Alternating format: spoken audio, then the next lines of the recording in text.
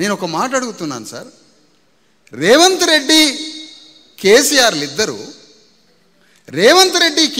ఇద్దరు చాలా జాగ్రత్తగా వినాలి. ఎంఐఎం పార్టీ అండదండలు లేకుండా, ఎంఐఎం పార్టీ స్నేహం లేకుండా కాంగ్రెస్ కానీ టీఆర్ఎస్ కానీ కొనసాగలేదు. ఆయన ఉండాలి పక్కన, వీళ్ళకి మంచి బిర్యానీ పెడతాడనో తురుకోళ్ళ ఓట్లనో మనకు తెలియదు. అది మొత్తానికి వాళ్ళతో ప్రయాణం చేస్తాడు. మీకు అర్థమైందా? 2.5 కోట్ల మంది బీసీలారా, 1 కోటి మంది ఎస్సీ ఎస్టీ నా బిడ్డలారా, ప్రజలారా, మీకు అర్థమైందా సంగతి?